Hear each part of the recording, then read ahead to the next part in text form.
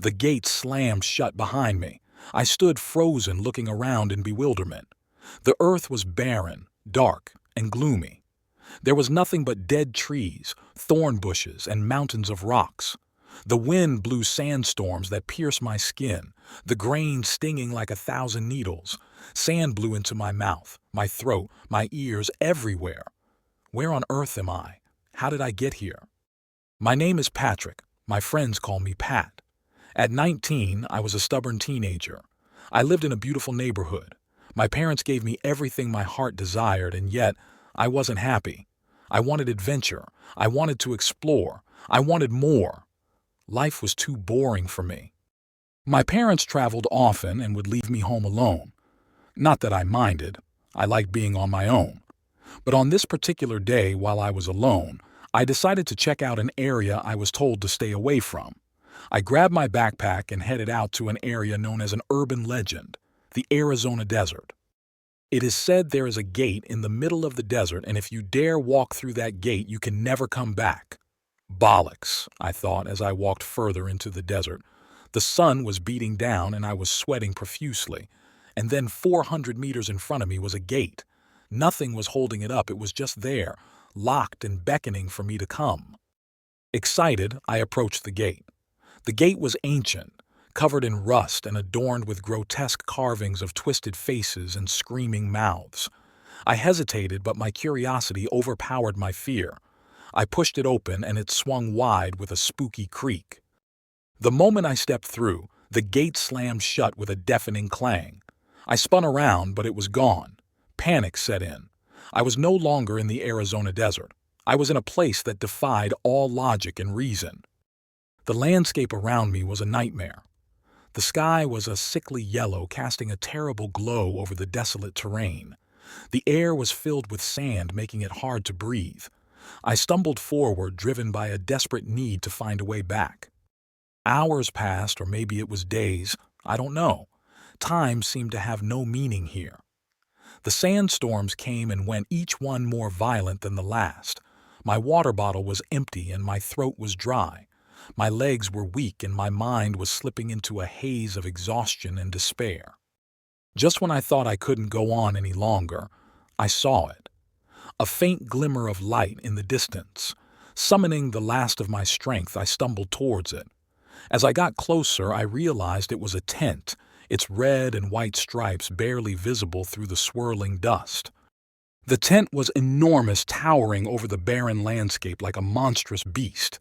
The entrance was flanked by two gaudy, weathered signs that read, "Welcome to the Circus of Horrors." "Oh, dear heavens, help me," I muttered. There was something deeply wrong about this place, but I had no other options.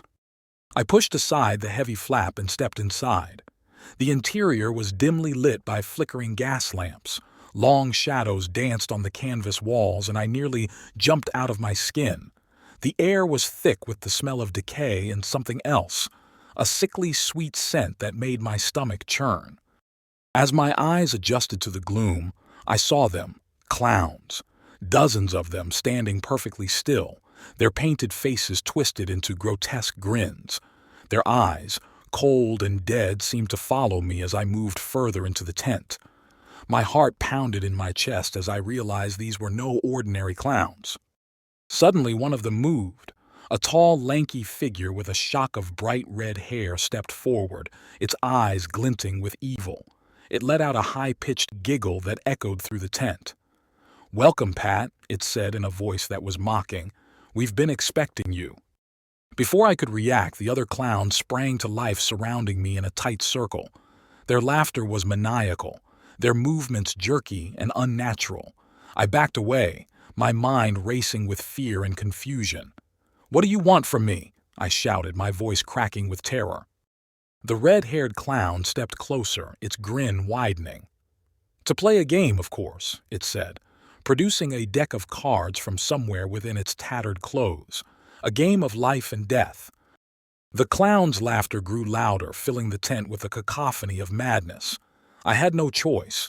If I was going to survive this nightmare, I had to play, and knowing myself, I was always up for a challenge. The red-haired clown dealt the cards with lightning speed, and the rules of the game became clear. Each card represented a challenge, and each challenge would bring me closer to either freedom or death. The first card was the Ace of Spades. The clown's grin widened as it revealed the challenge. I had to navigate a maze filled with traps and horrors beyond imagination. The other clowns led me to the entrance of the maze, their laughter echoing in my ears. I took a deep breath and stepped inside. The walls of the maze were high and covered in a thick, black goo that seemed to pulse with a life of its own. The floor was slick and uneven, making every step a potential hazard. As I made my way through the twisted corridors, the sounds of the circus grew fainter, replaced by a chorus of whispers and distant screams. The air grew colder and the darkness seemed to close in around me. The first trap came without warning. A section of the floor gave way beneath my feet, and I barely managed to grab onto the edge before plunging into a pit filled with writhing, skeletal hands. I pulled myself up, my heart racing, and continued on. The further I went, the more the maze seemed to come alive. The walls shifted and changed, creating new paths and dead ends. The whispers grew louder, filling my mind with dark, twisted thoughts. I had to stay focused. I had to find a way out. After what felt like hours, I stumbled into a chamber lit by a single flickering candle. In the center of the room was a pedestal with a small, ornate box. I approached it cautiously and opened the lid. Inside was a key, cold and heavy in my hand. As I took it, the whispers ceased and the maze seemed to settle. I had completed the first challenge. I returned to the tent, clutching the key. The clowns greeted me with more laughter and mocking applause. The red-haired clown stepped forward, its eyes gleaming with anticipation. "Well done, Pat," it said, "but the game is far from over." The second card was the Queen of Hearts. This time the challenge was a test of courage and will. I had to confront my deepest fears and emerge victorious. The clowns led me to a smaller tent, its entrance hidden in darkness. I took a deep breath and stepped inside. The interior was a labyrinth of mirrors, each one reflecting a different aspect of my life. As I moved through the maze, the reflections twisted and distorted, showing me images of my greatest fears and failures. I saw myself as a child, alone and afraid. I saw my parents, their faces filled with disappointment and anger. I saw my friends turning their backs on me. The images were relentless, each one more painful than the last. But I couldn't give in to the fear. I had to keep moving. I had to find the way out. In the center of the maze, I found a mirror that was different from the rest. Its surface was smooth and clear, showing only my reflection. I reached out and touched it, and the mirror shattered, revealing a hidden door. Behind the door was another key. I took it and made my way back to the main tent, my mind reeling from the experience. The clowns were waiting for me, their eyes filled with anticipation. The red-haired clown held up the final card, the King of Diamonds.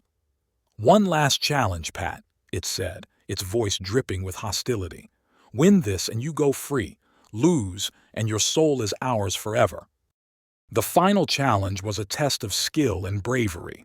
I had to face the ringmaster, a towering figure dressed in tattered, blood-stained clothes, his face hidden behind a grotesque mask. The ringmaster held a whip in one hand and a dagger in the other. He moved with an eerie grace, his eyes fixed on me like a predator. The fight was brutal and relentless. The ringmaster was fast and powerful, his attacks coming from every direction. But I fought back with everything I had, driven by the will to survive. I lunged, stabbed, kicked, and fought as I had never fought before. With a final desperate lunge, I managed to disarm the ringmaster and deliver a blow that sent him sprawling to the ground. The clowns fell silent, their faces twisted in shock and disbelief. The red-haired clown stepped forward, its grin finally fading. It reached into its coat and pulled out a final, golden key.